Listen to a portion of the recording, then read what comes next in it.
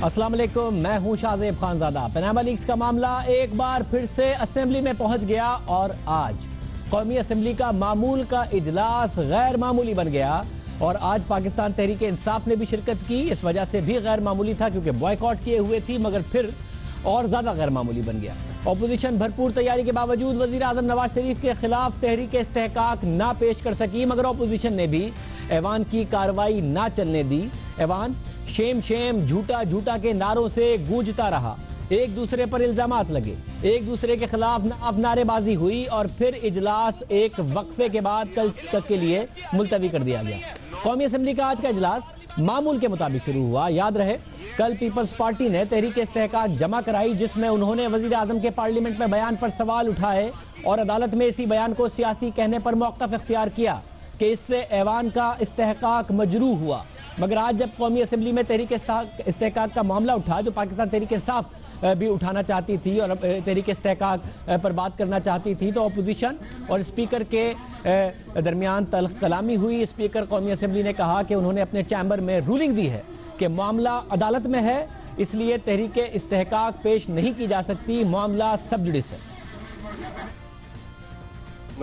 हमने privilege motion move किया है, मुझे इजाजत दी जाए तो वो प्रिविलेज मोशन मूव। शाह साहब, इसको मैंने चेंबर में मैंने रूलिंग दे दी है कि ये सब जुडिस केस है, इसको प्रिविलेज मोशन रेफर नहीं किया जाए। स्पीकर, ये बहुत बड़ी जाति होगी, ये प्रेजुडिस नहीं है, ये नहीं है जी, ये हकीकत पे मुबनी है, ये हकीकत पे मुबनी है। नहीं शाह साहब, सच्चाई पे मुबनी है। मैंने भी रूल्स देखे हैं, प्रिविलेज मोशन है, मैंने भी ये इसलिए है कि दो एक ही शख्स की जी एक ही शख्स के दो बातें हैं, एक ही शख्स है। वजीर आजम की जो स्टेटमेंट जहां है, जुडिशरी में स्टेटमेंट दूसरी है।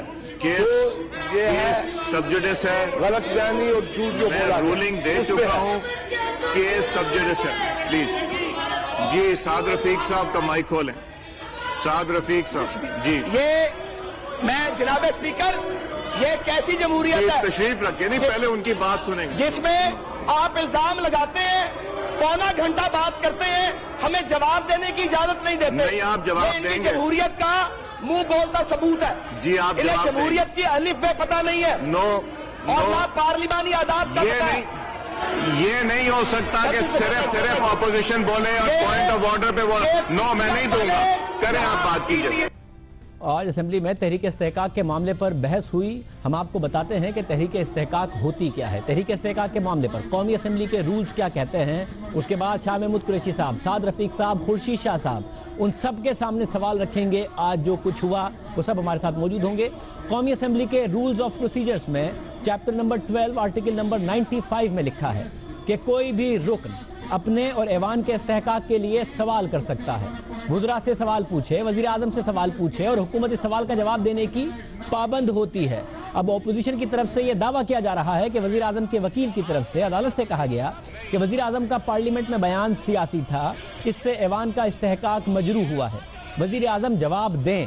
मगर आर्टिकल 96 में लिखा है कि स्पीकर को मामले पर गौर कर सकता है और वही उसको फैसले का इख्तियार होगा कि वो सवाल उठाया जा सकता है या नहीं। स्पीकर को ये इस्तेहकाक हासिल है और वो कब उठाया जा सकता है ये इस्तेहकाक भी हासिल है और स्पीकर का इख्तियार है कि वो इस पर जो चाहे फैसला करे। स्पीकर की जानिब से बार बार कहा गया कि ये मामला अदालत में है, इस पर बहस ना करें, मैं रूल्स और प्रोसीजर्स देख चुका। और खुर्शीद शाह साहब ने स्पीकर कौमी असेंबली की इस बात को ना माना और कहा कि पार्लियामेंट अदलिया से ज्यादा सुप्रीम है, अदलिया से ज्यादा मुकद्दस है और ये दोनों में आपस में जुमलों का तबादला हुआ। शाह साहब, ये जो मैं समझा आप कोई और बात कर रहे हैं, जो प्रिविलेज मोशन आपने मूव किया है ये सब जुडिस है, ये सुप्रीम कोर्ट में इस वक्त केस चल रहा है, तो आप जनरल बात कीजिए। जनाब, पार्लियामेंट इज सुप्रीम जी है, बट आइन सुप्रीम है। We should not try and influence the court. Speaker, parliament supreme है। एग्री। उस वक्त भी ये कहा जाता था कि ये कोर्टों में है, चल रहा है जी, कोर्टें चल रही हैं, चलेंगी। हम कोर्ट में नहीं गए, हमने कोर्ट का दरवाजा नहीं खटकाया। इट इज नॉट नेसेसरी कि हमने इंडिविजुअल जाए। जी हाँ, अगर कोई भी जाए चल रहा है, कोर्ट में केस हो तो सब जुडिस अभी वो पोस्टपोन है, चीफ जस्टिस चले गए, मगर क्योंकि मेरे ऐवान का मसला है, मुकद्दस है, अदलिया से ज्यादा मुकद्दस है। और खुर्शीद शाह की तकरीर के दौरान ख्वाजा साद रफीक ने 2 बार बोलने की कोशिश की तो स्पीकर ने यकीन दिलाया कि उन्हें बोलने का मौका मिलेगा, अभी लीडर ऑफ द ऑपोजिशन को बोलने दें। स्पीकर बार बार ये कहते रहे कि पॉइंट ऑफ ऑर्डर है, सबको बोलने का मौका मिलेगा। खुर्शीद शाह की तकरीर के दौरान ऑपोजिशन बेंचेस की तरफ से शेम शेम के नारे लगाए जा रहे थे और स्पीकर कौमी असेंबली ने जब ख्वाजा साद रफीक को बोलने की इजाजत दी तो ऑपोजिशन ने एहतजाज शुरू कर दिया। तहरीक इंसाफ ने झंडे की कॉपियां फाड़ दी, स्पीकर के डाइस के सामने जमा हो गए और हुकूमत के खिलाफ नारे लगाए। अहम बात यह है कि इस दौरान पीपल्स पार्टी अपनी नशिस्तों पर बैठी रही और तहरीक इंसाफ एहतजाज करती रही। वजीर खजाना इसहाक डार ऑपोजिशन लीडर खुर्शीद शाह के पास गए, फिर तहरीक इंसाफ खुर्शीद शाह के पास गई और फिर हुकूमती अरकान खुद तहरीक इंसाफ के पास भी गए, मगर ऐवान की कार्रवाई मजीद आगे ना चली।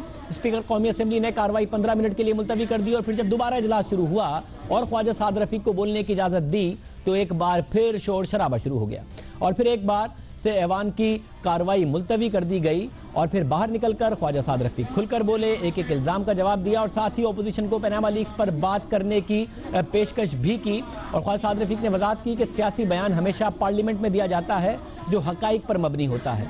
और साथ साथ शाह महमूद कुरैशी साहब ने भी मीडिया से गुफ्तगू की, उन्होंने हुकूमत को शदीद निशाना बनाया और कहा कि हमें बोलने का मौका मिलना चाहिए था खुर्शीद शाह के बाद, मगर हमें मौका नहीं दिया गया। स्पीकर साहब कहते रहे कि साद रफीक की बारी है, सबको बोलने का मौका दिया जाएगा।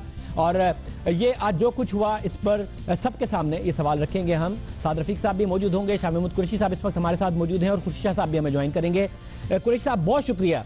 कुरैशी साहब ज़ाहिर अहम डिसीजन था आपके लिए, आप लोग पार्लियामेंट गए, बॉयकॉट ख़त्म करके कुरैशी साहब पार्लियामेंट गए, लेकिन आज जो कुछ हुआ उसमें नून लीग को यह कहने का मौका मिला कि ये बाहर भी शोर करते हैं, अंदर आकर भी शोर करते हैं और फिर बाहर चले गए। आपकी बारी आ जानी थी, क्यों नहीं इंतजार किया? साद रफीक साहब के बाद वो सब कह लेते जो आप कहना चाहते थे। नून लीग जो है वो अपनी कमजोरियां छुपाने की कोशिश न करे। बात यह है कि तहरीक इस्तेहकाक मूव की थी पाकिस्तान पीपल्स पार्टी ने और तहरीक इंसाफ ने। पीपल्स पार्टी के कायदे इख्तिलाफ को मौका दे दिया गया, उसके बाद मुझे मौका दे दिया जाता और फिर साद रफीक साहब दोनों का मुफस्सल जवाब दे देते। मुझे मौका नहीं दिया गया। स्पीकर ने कहा कि जनाब हमने इस प्रिविलेज मोशन को अपने चेंबर में किल कर दिया क्योंकि सब्जुडिस मैटर है। पहले तो मैं कहूंगा ये सब्जुडिस मैटर नहीं है और एतजाज एहसन साहब का आपने व्यू सुन लिया कि सब्जुडिस नहीं है, एक जिस हवाले से हम बात कर रहे हैं। दूसरी बात यह है कि स्पीकर ने इसको किल करना था, हमें बुलाते, हमसे बात करते और फिर रूलिंग आके हाउस में देते। उन्होंने तो छुप के कमरे में चेंबर में रूलिंग दे दी, ना हमें तमाद में लिया, ना हमें बताया, ना हमारे सामने दलाइल रखे कि क्यों रूलिंग उन्होंने दी और किस बुनियाद पे दी। एक नंबर 2, इखलाकी तौर पर और सियासी तौर पर अगर वो करते हैं बेहतर मुकम्मल होने दें, बात मुकम्मल होने दें, बात मुकम्मल होने दें। कीजिए, अब आप कीजिए। दूसरी बात यह है कि जब आप पॉइंट ऑफ ऑर्डर पे खुर्शीद शाह साहब को मौका देते हैं तो मुझे क्यों नहीं देते? मेरे साथ 20 MNAs हैं मेरी पार्टी के जो सेक्रेटरी थे उस प्रिविलेज मोशन के, मुझे मौका क्यों नहीं दिया गया? ये फैसला हो चुका था कि तहरीक इंसाफ को मौका नहीं देना। स्पीकर के चेंबर में Saad Rafique business adviser committee से पहले मिल चुके थे, वजीर कानून और वो मिली भगत थी, स्पीकर के साथ मिला हुआ था। ये मिल के ने ये वार किया तहरीक इंसाफ पे और हम खामोश रहे? हम हरगिज़ खामोश नहीं रहेंगे, हमारा हक है। कौम से झूठ बोला गया, on the floor of the house कौम से झूठ बोला गया, असेंबली में कुछ कहते हैं, अदालत में कुछ कहते हैं और हमारा इस्तेकाक मजरू होता है और हम बात भी ना कर सके। ये बिल्कुल नाइंसाफी है। हम अपना इस्तेकाक रखते हैं और इसका इजहार करेंगे, आज भी किया, कल भी करेंगे। जो स्पीकर साहब जब कह रहे थे कि आपको मौका मिलेगा, पहले साद रफीक साहब को जवाब देने दें खुर्शीद शाह साहब की बात का, तो आप कह रहे हैं ये तय था कि आपको जवाब ना देने देते वो उसके बाद साद रफीक साहब के बाद? बिल्कुल ये तय था कि स्पीकर के खुर्शीद शाह के बाद वो सरकार को मौका देंगे और तहरीक इंसाफ को मौका नहीं देंगे। उनको अंदाजा नहीं था कि तहरीक इंसाफ इस शब्द मत से एहतजाज करेगी और फिर जब वो मजबूर हुए तो उन्होंने कहा हम आपको मौका देते हैं। क्यों? क्या रियायत है हम पे? कोई रियायत करनी थी? मगर रियायत नहीं चाहिए। जब शुरू में आर्गुमेंट हो रहा था तो उस वक्त कहा तो था उन्होंने कि पॉइंट ऑफ ऑर्डर है, शाह साहब बोले। जब दरमियान में साद रफीक साहब खुर्शीद शाह के बोले तो उन्होंने आपको कहा कि पहले लीडर ऑफ द ऑपोजिशन को बोलने दें और कहा कि सबको मौका मिलेगा। तो आपको कल सुबह भी तो मिलेगा, आपने कहा कल सुबह आप अपनी बात करेंगे, तो आज भी मिलता, कैसे ना मिलता? ये क्यों कह रहे हैं आपको नहीं मिलना था? शाहजेब, स्पीकर का रवैया जानिबदाराना था। स्पीकर ने आज साबित कर दिया कि वो नून लीग का कारकुन है और कस्टोडियन ऑफ द हाउस नहीं है। आज उसने साबित कर दिया और हमने स्पीकर के इस रवैये के खिलाफ हम एहतजाज करेंगे। स्पीकर अगर हाउस का कस्टोडियन नहीं बन सकता, उसको कुर्सी पर बैठने का कोई हक नहीं है। स्पीकर ने अगर जानिबदाराना रवैया अख्तियार किया, हम स्पीकर का बिल्कुल हम मुकाबला करेंगे, हम नून लीग का मुकाबला करेंगे। अगर वो समझते हैं कि हमें बुलडोज करेंगे, इनकी गलतफहमी है। हम इन्हें बुलडोज नहीं होने देंगे। हम मुंतखब नुमाइंदे हैं, हम अवाम का नुक्ता नजर रखते हैं, हम अदालत में गए हैं, अवाम की कचहरी में भी जाएंगे और हम पार्लियामेंट में भी अपना मौक़िफ़ पेश करेंगे। तो साहब मैं एक बात, जाहिर है आपने बहुत अरसे बाद फैसला किया पार्लियामेंट में वापस आने का, तो जब एक ऐसा मौका था जिसमें खुर्शीद शाह साहब ने सख्त तकरीर की 45 मिनट की, उसमें आप नून लीग को कॉर्नर करने की बजाय उन्हें यह मौका क्यों देंगे कि वो आपके ऊपर ही और आप ही को हदफ तनकीद बना दे कि आपका काम ही शोर करना है, कभी सड़कों पर कभी पार्लियामेंट में? थोड़ा सा इंतजार करके जब नून लीग को आप समझते हैं कि आप कॉर्नर कर सकते थे और पार्लियामेंट के फ्लोर पर कर सकते थे, आप समझते हैं सही स्ट्रैटेजी थी क्या नून लीग को मौका मिला कहने का कि ये चाहते ही नहीं है कि बात आगे बढ़े? आज मैं 8 बजे एक प्रोग्राम में था, काशिफ अब्बासी के प्रोग्राम में ARY पे, और उस पे उन्होंने क्लिप्स चलाए, नून लीग के क्लिप्स चलाए काशिफ ने, और दिखाया कि नून लीग और साद रफीक कैसे एहतजाज कर रहे थे और किस तरह असेंबली में उन्होंने अपना दिन भूल गए जब वो ऑपोजिशन में हुआ करते थे। उनको वो दिन याद नहीं है, वो क्लिप्स दिखा दे उनको। वो आज तो मैं तो वो एहतजाज वो ठीक है, वो जो माजी वो जो माजी का एहतजाज वो तो ठीक है। मैं सिर्फ ये कह रहा हूं कि आपके अपने फायदे में नहीं था, इतना अहम सवाल था और हाल का एहतजाज गलत है। गलत कौन कह रहा है? सवाल ये है कि आपके लिए इतना इंपॉर्टेंट क्वेश्चन था जिसका जवाब आप नून से लेने गए थे, अगर वो जवाब देते और उस पर आप सवाल रखते, ये आपके ज्यादा फायदे में ये था या ये था कि नून को ये कहने का मौका मिला कि आप शोर शराबा करके आपने प्रोसीडिंग्स आगे नहीं चलने दी वरना वो जवाब देने आए थे? नून जो कहती है कहे, हमें उस पर हमारी सेहत पर कोई असर नहीं पड़ता। हमारा अपना नुक्ता नजर है और हम अपना नुक्ता नजर पेश करेंगे, ऐवान में भी करेंगे, बाहर भी करेंगे।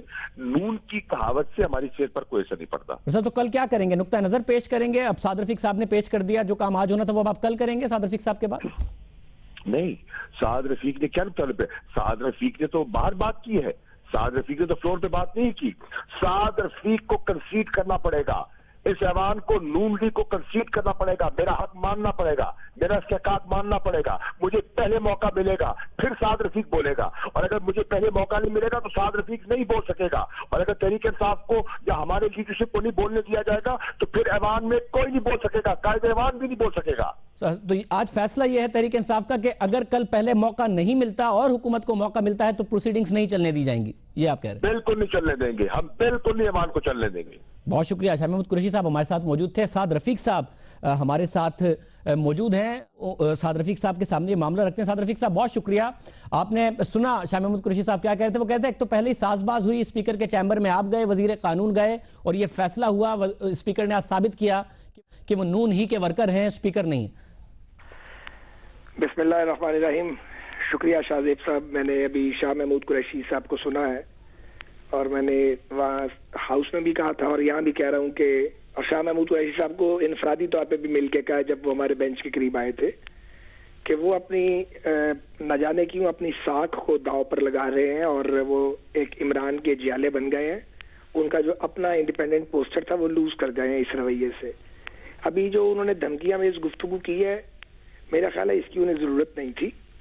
हमने एक बार भी ये नहीं कहा कि पीटीआई को बात करने का मौका नहीं मिले। हम इसकी पूरी हिमायत करते हैं कि पीटीआई को पूरा मौका मिलना चाहिए बात करने का। अगर हमने इनकी जबान बंदी करनी होती तो जब ये इस्तीफे दे के भाग गए थे धरना के दौरान तो इनके इस्तीफे मंजूर हो जाते और असेंबली से इनका सफाया हो जाता। ये तो खुद इन्होंने अपना एक वीक पॉइंट दिया था, लेकिन हम ये समझते हैं कि चूंकि उन्हें भी वोट मिले हैं, उन्हें बात करने का बराबर मौका मिलना चाहिए। लेकिन मैं ये पूछता हूँ कि पार्लियामान की सबसे बड़ी जमात को आप बात ना करने दें। जब honourable leader of the opposition ने हमारे खिलाफ 50 मिनट की तकरीर पॉइंट ऑफ ऑर्डर पे की और मैं 2 या 3 बार शायद खड़ा हुआ और स्पीकर साहब ने मुझे इशारे से बिठा दिया कि इनके बाद आप बात करें, तो सारी कौम ने देखा कि हमने सी नहीं किया, हमने उफ नहीं किया। कहा बिल्कुल ठीक है। उसके बाद ये हुकूमत का हक था, साद रफीक हो या ख्वाजा आसिफ साहब हो या चौधरी निसार साहब हो, कोई भी हो, गवर्नमेंट के नुमाइंदे ने अपना नुक्ता नजर देना था। फिर शाह महमूद कुरैशी साहब ने बात करनी थी, उनके बाद फिर हमारी बारी थी।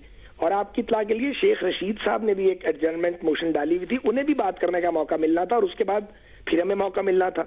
यानी एक तरीकाकार है जो हमने तय नहीं किया, ये हमेशा से पार्लिमानी रवायत है, हमने तो नहीं बनाई। लेकिन अजीब बात है कि एक ऑपोजिशन का आदमी 50 मिनट बात करे और ईवान की सबसे बड़ी जमात बात करना चाहे तो आप बात ना करने दें। तो बहरहाल आज इनकी बदतमीजी एक बार फिर देखिए पूरी कौम ने जो धरने वाला इनका स्टाइल था। मुझे एक बात कहनी है, मगर साहब वो कल भी आपको नहीं, उन्होंने कहा कि हमें नहीं करने देंगे बात, तो हम नहीं करने देंगे हुकूमत को बात। जी साहब आवाज आ रही है आपको?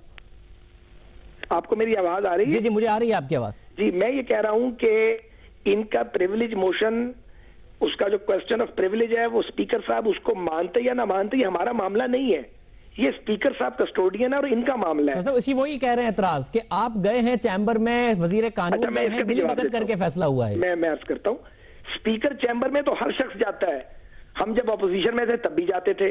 स्पीकर चैम्बर सबका चैम्बर है, अगर कोई वहां जाता है तो उसका मतलब ये किस तरह हो गया कि उसने कोई साजबाज कर ली स्पीकर साहब के साथ। जब ये जाते हैं तो हम ये कहेंगे कि इनसे साजबाज हो गई, ये गलत बात है। हाँ, हमारा पॉइंट ऑफ व्यू ये था, एक तो स्पीकर साहब का पॉइंट ऑफ व्यू आया, उन्होंने कहा ये सब जुडिस है और इस मामले को आप नहीं ला सकते असेंबली में, उनकी रूलिंग आ गई। अब ये उस रूलिंग पे प्रोटेस्ट करते या उस पे ये ना मानते या जो भी, ये तो इनका मामला था। हमारा तो व्यू पॉइंट बड़ा ही सिंपल था कि यार अगर दोस्तों बात करना चाहते हो पैनामा पे दोबारा या सबारा तो वी आर अवेलेबल, करो, आओ बैठ के रास्ता निकालते हैं, चलते हैं स्पीकर साहब के पास, एक दिन बात करो, 2 दिन करो, 4 दिन करो, हमें तो एतराज ही नहीं है इस बात पे, हमने एतराज किया भी नहीं है। प्रिविलेज मोशन वाकई इनका नहीं बनता, क्योंकि नवाज शरीफ साहब ने, एक तो ये कि सुप्रीम कोर्ट में मामला है, दूसरा नवाज शरीफ साहब ने कोई गलत बयानी नहीं की। एक स्टेटमेंट है उनकी कौमी असेंबली में, वो पॉलिटिकल फोरम है, जनरल स्टेटमेंट है, पॉलिटिकल स्टेटमेंट है, रियलिटी बेस्ड स्टेटमेंट है। जो सुप्रीम कोर्ट में उनकी स्टेटमेंट है वो एलेबोरेटेड स्टेटमेंट है, ज्यादा डिटेल के साथ, तो सबूत के साथ, यही जवाब अगर वो प्रिविलेज मोशन लेके आए थे वो आगे बढ़ती और आप ये जवाब देते और कानून की कार्रवाई होती, ये क्यों नहीं चूज किया पीएमएलएन ने कि इस तरीके से आगे बढ़ते? अगर आपके पास ये जवाब था तो आप ये जवाब देते। बात ये है कि अगर एक दिन का मामला होना तो हम शायद कंसीड कर जाएं, ये ईवान चलना है और यहाँ रवायात जन्म लेती हैं, वो आने वाले उसको लेके चलते हैं। अगर जो 34 अरकान असेंबली की पार्टी है वो चाहे कि उसकी हर बात को माने, उनकी गलत बात को भी माने और गलत रवायात को कायम करें, तो ये मुनासिब नहीं है। शाह साहब जरूर बात करें, हजार बार बात करें, लेकिन ये जो कह रहे हैं ना कि वो पहले बात करेंगे तो ही कांट डिक्टेट। एक सवाल यहाँ पे साहब, ऑपोजिशन तो छोटी बड़ी हो सकती है ना, हो सकता है मुस्तकबिल में आप एक ऐसी ऑपोजिशन बन जाएं जिसकी 15-16 सीटें हो, माजी में भी हो चुका है, 19 सीटों के साथ बैठे रहे हैं यार इस असेंबली में। बिल्कुल, मगर जब आप अगर तहरीक इस्तेहकाक लाएं या कोई ऐसी मोशन लाएं जिसमें आप कहें कि पार्लियामेंट का इस्तेहकाक मजरूब हुआ या झूठ बोला गया, उस पर हुकूमत उस वक्त आप चाहेंगे ना पाबंद हो इस बात की कि जी एक्सप्लेनेशन करें ये झूठ नहीं था, इसमें ये बात नहीं की गई या वो की गई, ये एक मुफस्सिल जवाब था, या फिर इसमें ये बात नहीं की गई, तो वो बात आप कर देते बजाय इसकी कि उनके नंबर्स कितने हैं, कम है या ज्यादा है, अगर वो सवाल दोनों मिलकर उठा रहे हैं पीपल्स पार्टी और पाकिस्तान तहरीक इंसाफ। गुजारिश ये है कि पाकिस्तान पीपल्स पार्टी के जो लीडर ऑफ द अपोजिशन है उन्होंने 50 मिनट बात की है, उसके बाद ये पार्लिमानी रवायत, मैं फिर तकरार से कहूंगा, हमारी कोई जिद या अना नहीं है और ना ये शाह महमूद की जिद या ना चलेगी, ना उनकी धमकी जो है वो परेका के मुताबिक कोई हैसियत रखती है कि कायदे ईवान बात नहीं कर सकेंगे। कोई लूट नहीं पड़ी हुई, कौमी असेंबली में हम नए नहीं आए, को पहले बच्चे नहीं है दूध पीते, ऐसा नहीं है। सभी ने यहाँ पे आना है, सभी ने बात करनी है, वो भी बात करेंगे, हम भी करेंगे, लेकिन एक तरीके से चलेंगे। ये नहीं हो सकता इमरान और शाह महमूद जो कहें, जो डिक्टेट करें, उनकी डिक्टेशन पूरी कौम लेती जाए, अदालत भी उनकी डिक्टेशन ले, पार्लियामान भी उनकी डिक्टेशन ले, गालियां भी खाए पार्लियामान, और उसके बाद वो डिक्टेट भी करें और रूल्स को और रवायात को पामाल करें। ये शाहजेब साहब एक बार किया तो बार-बार करना पड़ेगा। साहब ये स्पीकर की सवाबदीद है रूल्स और प्रोसीजर के तहत कि अगर उसे मसला लगता है सब जुडिस या ऐसे मामले में कि वो फिर भी समझता है कि पार्लियामेंट के फ्लोर पर इसको डिबेट होना चाहिए तो वो आगे बढ़ा सकता है। नाउ स्पीकर ने माजी में भी किया, पीटीआई के इस्तीफे थे, सवाबदीद एक्सरसाइज की नहीं किया, एमक्यूएम के इस्तीफे थे नहीं किया। इस मौके पर जिसमें आपकी पार्टी के ऊपर सवाल उठ रहा था, वो एक सवाबदीद एक्सरसाइज करते हुए इनकी इस मोशन को आगे बढ़ाते हुए आपको जवाब देने का मौका देते और इस गुफ्तगू को आगे बढ़ा सकते थे, क्यों नहीं उन्होंने ये चूज किया? और इल्जाम ये कि आप गए चैम्बर में और आपने उनको कन्विंस किया और वजीर कानून गए। नहीं, ये मैं देखिए, मैं एक बार कह चुका हूं, मैं गलत बयानी करने वाला आदमी नहीं हूं। ये स्पीकर साहब का अपना फैसला, वो एक इंडिपेंडेंट आदमी है और वो भी कोई सियासत में नए आदमी नहीं है। और जब मैं एक गुजारिश जिम्मेदारी से कर रहा हूं तो बिल्कुल जिम्मेदारी से कर रहा हूं। स्पीकर साहब अपनी एक इंडिपेंडेंट राय रखते हैं और वो अपोजिशन को हुकूमत से हमेशा ज्यादा वक्त देते हैं और उसके बदले में वो पीटीआई वाले उन्हें गालियां भी देते हैं। अपनी भी जबान को लगाम देनी चाहिए शाह महमूद साहब को और इमरान खान साहब को। अपनी जबान तो बाहर निकली हुई है, और दूसरे के बारे में बातें करते हैं, तो अपनी जबान को कंट्रोल करें। अगर किसी से इंसाफ लेना चाहते हैं या इंसाफ से आगे बढ़ के, इंसाफ की तो बात ही नहीं है, अगर कोई ये, मैं कहना चाहता हूं, अगर ये चाहते थे कि ये स्पीकर साहब इनको और मौका दें और हमें मौका ही ना दें, तो अपना रवैया इंसानों वाला करें ना। तो ख्वाजा साहब, और अब बाकी क्या ये होगा? मामला स्पीकर साहब से पूछे, अब तो हमारा कोई ताल्लुक नहीं है इस मामले ख्वाजा से। साहब अब कह दिया कि हाउस नहीं चलने देंगे, हम नहीं बोलने देंगे साद रफीक साहब को, चाहे कल मामला हो या परसों तक हमें मेरी नहीं सुना बात तो जाएगा। डिस्कस करने की इसलिए जरूरत नहीं है भैया, मेरा तो कोई अनाई नहीं है, मैं तो आम पॉलिटिकल वर्कर हूँ, जमीन से उठा हुआ। मैं शाह महमूद जैसा फ्यूडल लॉर्ड नहीं हूँ, मैं तो सियासी कारकुन बाप का बेटा हूँ और डाउन टू अर्थ आदमी हूँ। बात तो खैर हम करते रहते हैं, हमारे बड़ों ने भी डिक्टेटर्स के सामने बात की है, हमारे बड़े जो थे वो डिक्टेटर्स के गवर्नर नहीं थे, मेरा ख्याल है इतना काफी है। हमारी जुबान में कभी लुकनत नहीं आई, हमारा रिकॉर्ड बड़ा बेदाग है। वो आप अपने जाती तौर पर कह सकते हैं ना, पूरी नून लीग के तौर पर नहीं कह सकते। नून लीग में से बहुत सारे लोग हैं जिनका माजी कहीं ना कहीं वो डिक्टेटर तो के साथ आप अपना शाहजेब साहब अगर शुरू करेंगे तो जो बाबा जमहूरियत इस मुल्क में समझे जाते हैं, अगर वहां से शुरू करेंगे, जो जमहूरियत के कायदे अवाम कहलाते हैं, तो वो भी वहीं से आए थे। वो तो फिर 90% 80% लोग उसी नर्सरी से आए हैं। मगर जो इस वक्त कायदे अवान है वो भी वजीर आला रहे, वो भी बहुत ज्यादा बातें किया करते थे, मियां नवाज शरीफ साहब। तो वो अगर आप जाती तौर पर आपकी अपनी फाइट अलग है, मगर अगर नून लीग की बात होगी तो अलग है। मुझसे एक सवाल, आप कह रहे जाती अना नहीं है, तो क्या कुरैशी साहब को या पीटीआई को पहले मौका दे देंगे फ्लोर ऑफ द हाउस पे बोलने का? शाहजेब साहब, अब तक तो जो हमारी पार्टी का नुक्ता नजर है, जो हमने उठते वक्त वहां पे कंसल्टेशन की थी, हम इस बात पर भी आ जाते अगर ये कहीं टिकने वाले होते। ये इमरान एंड कंपनी टिकने वाले नहीं है, इनकी एक जुबान नहीं है और इनका एक व्यू पॉइंट नहीं है। ये अबाउट टर्न करते हैं, बार बार मुड़ते हैं, और इसलिए जरूरी है कि गलत रवायत ना पढ़ने दी जाए। बिल्कुल कायदे हिज़्ब इख्तिलाफ ने बात की, जज़ाकल्लाह, उसके बाद PMLN बात करे, फिर PTI बात करे, फिर कोई और अपोजिशन का शख्स बात करे, फिर हमारा नुमाइंदा बात करे। मसला साद रफीक या शाह महमूद साहब का है ही नहीं, मसला एक असूल का है। ईवान को असूल के तहत, ईवान मोची दरवाजा नहीं है, यह निश्तर पार्क नहीं है कि जो मुंह में आएगा बोल देंगे। वहां पे एक तरीकाकार है और एक कवायद और ज़वाबित और एक रवायत है।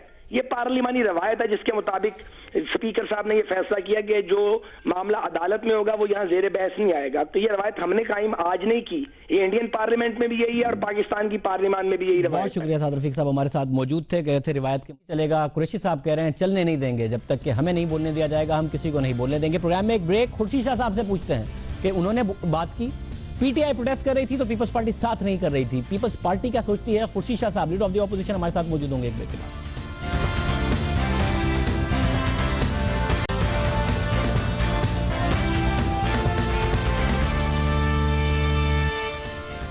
Peoples party, Pakistan Tehreek Insaf, PMLN, जो कुछ आज पार्लियामेंट में हुआ आपने देखा। नून लीग और तहरीक इंसाफ का मौक़िफ़ आप सुन चुके हैं। खुर्शीद शाह साहब इस वक्त क्या सोचते हैं? शाह साहब हमारे साथ मौजूद हैं, लीडर ऑफ द ऑपोजिशन, कायदे हिज़्ब इख्तिलाफ। शाह साहब बहुत शुक्रिया। शाह साहब, पॉइंट ऑफ ऑर्डर, स्पीकर साहब कह रहे थे कि हर एक को बात करने का मौका मिलेगा। आपने 45 मिनट बात की, गवर्नमेंट कहती है फिर हमारा हक था कि हम बात करते, मगर पीटीआई ने कहा कि नहीं, हमें बाद में मौका देना चाहिए था और उसके बाद हुकूमत बात करती। और फिर जो पार्लियामेंट में हुआ और जितना शोर शराबा हुआ, क्या आपके बाद वाकई कुरैशी साहब को मौका मिलना चाहिए था? साद रफीक साहब को आप क्या सोचते हैं, क्योंकि आपने उस एहतजाज में साथ हिस्सा नहीं लिया जो कि पीटीआई कर रही थी बाद में?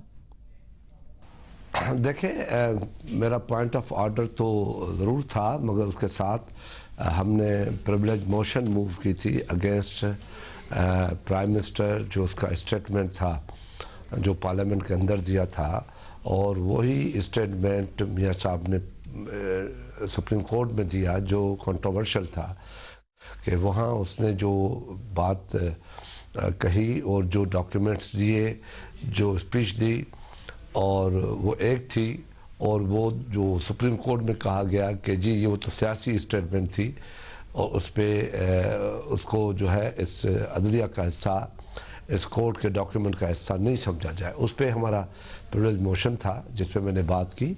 सेम पीटीआई ने भी यही मूव किया था, और इन दोनों को मुझे मेरे बाद शाह महमूद को पीटीआई को टाइम देना चाहिए था, हम बात कर लेते, उसके प्रेम्बल पे बात करते, उसके बाद हुकूमत की तरफ से ये बात आती, मगर ये नहीं हुआ। इस वजह से पीटीआई टेस्ट किया जो उसका हक बनता था। और सब मौका तो उस वक्त दिया जाता ना जब बात प्रिविलेज मोशन पर हो रही होती। वो तो स्पीकर साहब ने कहा कि वो नहीं हो रही, पॉइंट ऑफ ऑर्डर पर हो रही है। तो पॉइंट ऑफ ऑर्डर में जब आप बात कर रहे हैं असेंबली के प्रोसीजर्स के मुताबिक, तो उसका जवाब तो हुकूमत ने देना था, फिर पीटीआई बात करती, फिर हुकूमत ने देना था, या वाकई कुरैशी साहब को मिलना चाहिए था? प्रिविलेज मोशन पर तो बात ही नहीं हो रही थी, उन्होंने कहा कि सब जुडिस है, इस पर नहीं बात हो सकती। देखें, वो तो स्पीकर का अपना एक रूलिंग है, मगर जो हमारा पॉइंट ऑफ व्यू है कि हम समझते हैं कि पार्लियामेंट हर अदारे से ज़्यादा सुप्रीम है। यहाँ से ही जो पावर है वो डिलीवर किए जाते हैं हर अदारे को, और उस अदारे में जो बात की जाए और वो गलत हो और झूठ पे मुबनी हो, मैं अभी उसको झूठ इसलिए कह रहा हूँ कि वही बात वो सुप्रीम कोर्ट में बिल्कुल उससे अलट कही गई और कहा गया कि वो तो सियासत थी, हमने वो बात की। हमने हमारा इशू तो वही था ना कि इतने बड़े अदारे में इतना बड़ा जो अदारा है सुप्रीम कोर्ट, अपना पार्लियामेंट, जिसको इस मुल्क के 20 करोड़ आदमी की विल के तहत, उसकी ख्वाहिशात के तहत उनको बनाया जाता है और प्राइम मिनिस्टर बनता है, वो उस अदारे में का रवैया उस अदारे के साथ उसका ये हो कि कम टपाऊ वाला मसला हो, हाल फिलहाल तो ठीक है बोल के जान छुड़ाओ। मैं समझता हूँ क्योंकि वो लीडर ऑफ हाउस हैं, इसलिए उसको ये चीज़ मैं समझता हूँ बहुत बड़ा जुर्म है। शाह साहब मुझे साथ में बताइएगा कि ज़ाहिर है आप पीपल्स पार्टी तो रही है पार्लियामेंट के साथ और ये कहती रही है कि जी हम पार्लियामेंट के प्लेटफॉर्म से चाहते हैं कि जमहूरियत आगे बढ़े और मामलात आगे चलें और यहीं से हुकूमत पर प्रेशर पड़े, बट पाकिस्तान तहरीक इंसाफ ने बॉयकॉट किया हुआ था और पार्लियामेंट के बारे में ज़ाहिर है उन्होंने कहा ये चोरों की जगह है, जाली पार्लियामेंट है, बोरिंग है, ये बातें भी सारी खान साहब करते रहे, बट आई है अब पाकिस्तान तहरीक इंसाफ वापस। आप समझते हैं यहाँ से एक बेहतर अपोजिशन आप दोनों मिलकर और मामलात आगे चला सकते हैं, जो कुछ भी उन्होंने पार्लियामेंट के बारे में बातें की हैं उसके बाद भी? देखिए, जहाँ तक हुकूमत के रवैये है वो अपनी जगह पे है, मगर मेरी नज़र में पार्लियामेंट हमारी आवाम की वोटों से बनती है, वहाँ पे हम आते हैं, उसकी तज़ील हमें नहीं करनी चाहिए। उसका अगर हुकूमत उनका एहतराम नहीं करती तो अपोजिशन को उसका एहतराम करना चाहिए, और अपोजिशन का मैं समझता हूँ इसलिए ज़्यादा हक बनता है कि हमारा काम ही हुकूमत के उन गलत कार्यों को रोकना है, और उसमें अगर वो हुकूमत इसको रोकती है तो वो हुकूमत के ख़िलाफ़ जाएगा, आज नहीं जाएगा कल जाएगा, क्योंकि पार्लियामेंट के ख़िलाफ़ अगर किसी ने भी कोई तरीक़ेकार इख्तियार किया है वो उसको भुगतना पड़ा है। माजी तो ये बताता है। और साथ में बताइएगा अब आगे क्या करेंगे आप? साफ कह दिया कि प्रिविलेज मोशन नहीं हो सकती क्योंकि सब्सिडिस है। वो कह रहे हैं शाह महमूद कुरैशी साहब कि हम नहीं किसी को बात करने देंगे, कार्रवाई नहीं आगे चलने देंगे अगर हमें पहले नहीं बात करने दी गई। पीपल्स पार्टी एग्जैक्टली क्या करेगी वजीर आजम को उस बात के लिए जवाबदेह बनाने के लिए जो आप कह रहे हैं कि गलत बयानी थी फ्लोर ऑफ द हाउस पर?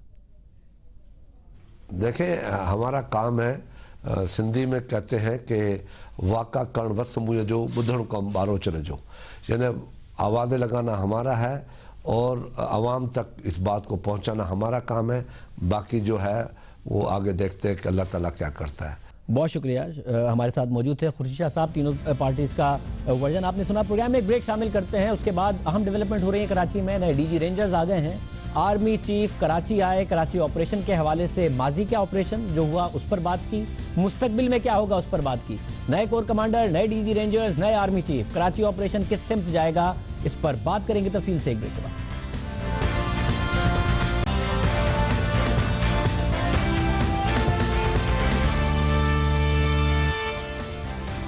प्रोग्राम में बात 3 साल से जारी कराची ऑपरेशन की, जिसके हवाले से अहम तब्दीलियां आई हैं। अब से कुछ देर पहले डीजी रेंजर सिंध का ऐलान हो गया है और मेजर जनरल मोहम्मद सईद को नया डीजी रेंजर सिंध बना दिया गया है। Major general Saeed GOC Hyderabad थे और इनका ताल्लुक सिंध रेजिमेंट से है और ये कश्मीर में भी फराइज अंजाम देते रहे। इससे पहले आज आर्मी चीफ कमर जावेद बाजवा कराची आए। फौज के सरबराह का ओहदा संभालने के 2 हफ्ते बाद आज पहली मरतबा कराची आए और जनरल कमर जावेद बाजवा की जानिब से कराची ऑपरेशन के हवाले से कराची में बात की गई। कोर हेडक्वार्टर्स और रेंजर्स हेडक्वार्टर्स का दौरा किया गया और आर्मी चीफ को शहर की सिक्योरिटी सूरत हाल और ऑपरेशन मामलात समेत आइंदा के लाए अमल पर ब्रीफिंग दी गई। आर्मी चीफ ने कराची में अमन और अमान की सूरत हाल में वाज़े बेहतरी को सराहा। आर्मी चीफ ने कहा कि ऑपरेशन में हासिल कामयाबियों को बरकरार रखा जाएगा और ऑपरेशन मजीद जोश के साथ पायदार अमन के हुसूल तक जारी रहेगा। आर्मी चीफ ने कहा कि पाक फौज पायदार अमन और जराइम के खिलाफ मौसर कार्रवाइयों के लिए कानून नाफिज करने वाले इदारों की तरबियत और उनकी सलाहियत में इजाफे के लिए सूबाई हुकूमत को मुकम्मल सपोर्ट फराहम करेगी। आर्मी चीफ ने कहा कि दहशत गर्दों की बाकियात और स्लीपर सेल्स को बिला तफरीक ख़त्म किया जाएगा। अहम मौका था, अहम इजलास था। नए आर्मी चीफ को जिस वक्त कराची ऑपरेशन के बारे में बताया जा रहा था उस वक्त कराची के मौजूदा कोर कमांडर और नामजद कोर कमांडर दोनों मौजूद थे। Army chief general Qamar Javed Bajwa ने ओहदा संभालने के बाद कई अहम ओहदों पर तब्दीलियां की और ये तब्दीलियां कराची ऑपरेशन के हवाले से भी बहुत अहमियत रखती हैं। Core commander Karachi lieutenant general Naveed Mukhtar को प्रमोट करके DGISI तैनात कर दिया गया। इनकी जगह लेफ्टिनेंट जनरल शाहिद बेग मिर्जा को कोर कमांडर कराची की जिम्मेदारियां दी गई। DG ranger Sindh major general Bilal Akbar को प्रमोशन के साथ नई पोस्टिंग के बाद चीफ ऑफ जनरल स्टाफ तैनात कर दिया गया। और अब से कुछ देर पहले जैसा कि हम बता रहे हैं मेजर जनरल मोहम्मद सईद को DG रेंजर सिंध तैनात किया गया है। इससे पहले जब 2013 में जनरल राहिल शरीफ आर्मी चीफ बने तो उन्होंने एक साल बाद 2014 में अपनी टीम में तब्दीलियां की थी और उनके तैनात किए गए corps commander Karachi lieutenant general Naveed Mukhtar और DG ranger major general Bilal Akbar और DGISI जनरल रिजवान अख्तर का कराची ऑपरेशन में अहम किरदार रहा। अब इन तब्दीलियों के बाद क्या होगा?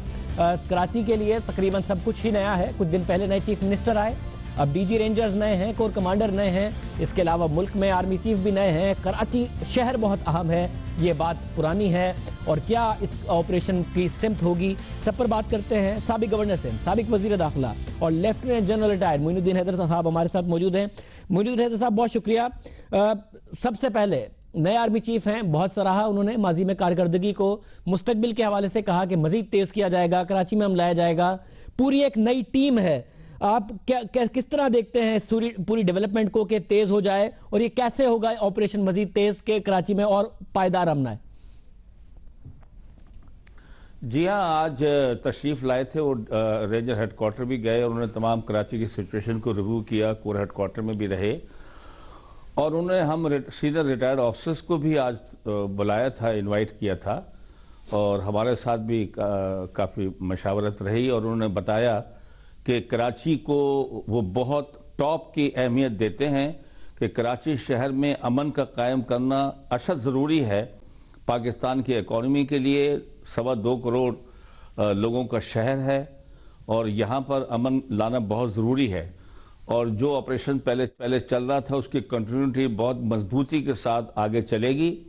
और उन्होंने कहा कि मैंने जो बेस्ट ऑफिसर्स मेरी नज़र में थे तजर्बाकार इस काम के लिए, उनको यहाँ पर कोर कमांडर मुकर्रर किया है और एक बहुत अच्छे आदमी को हमने एक अच्छे आदमी को रिप्लेस करने के लिए बिलाल साहब की जगह पर उनको हम ला रहे हैं और वो उसी जोश व खरोश इस मसले को आगे बढ़ाएंगे।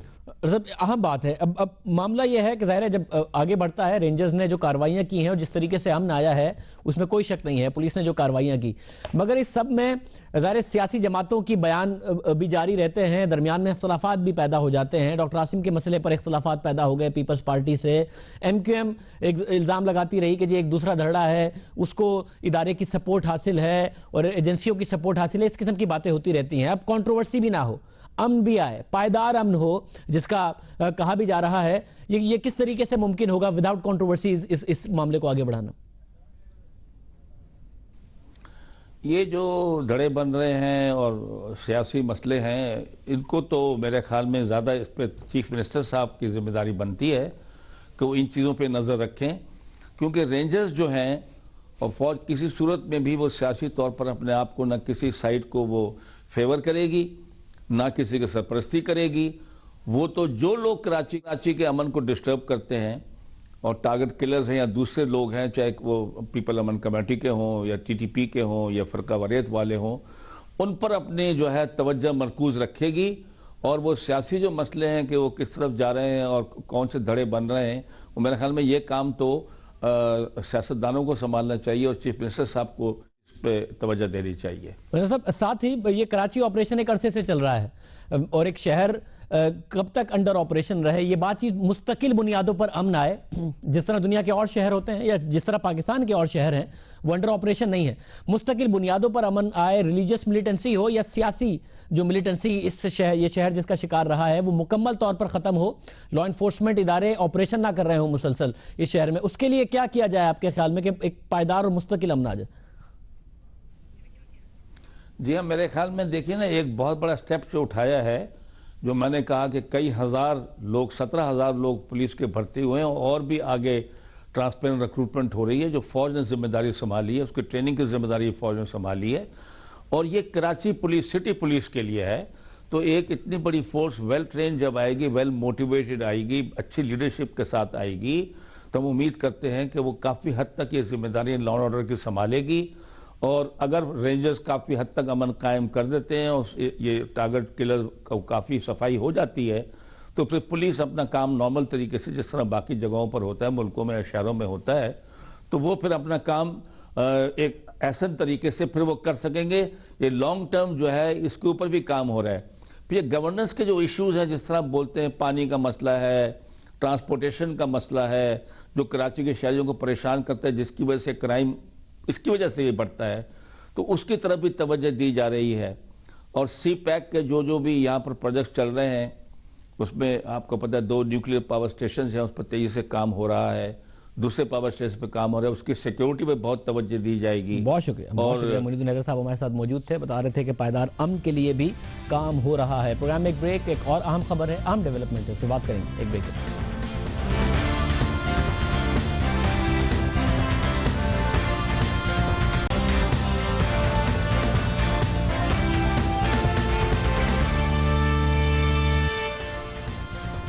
वो इनकलाब, वो हलचल जो ट्यूनिस में बू अजीजी ने अपने आप को आग लगा के शुरू की, जिसकी लपेट में लीबिया आया, कज़्ज़ाफ़ी को जाना पड़ा, मिस्र आया और हुस्ने मुबारक को जाना पड़ा। उसके बाद ये कहा जा रहा था कि शाम से बशारुल असद को भी जाना पड़ेगा, मगर ऐसा होता नजर नहीं आता। जो मनाजिर आप अपने सामने स्क्रीन पर देख रहे हैं, ये हल्ब के हैं, अलेप्पो के हैं, जहां पर जो फोर्सेस हैं बशारुल असद की वो दाखिल हुई। बागियों की शिकस्त का मामला नज़र आया, लोगों का इनखला हुआ, वो बसों में बैठकर जाते नज़र आए और वो बसें और मुआहदे के बाद और उन बसों पर तस्वीर लगी थी बशारुल असद की, झंडा लगाया गया बशारुल असद की फतह का।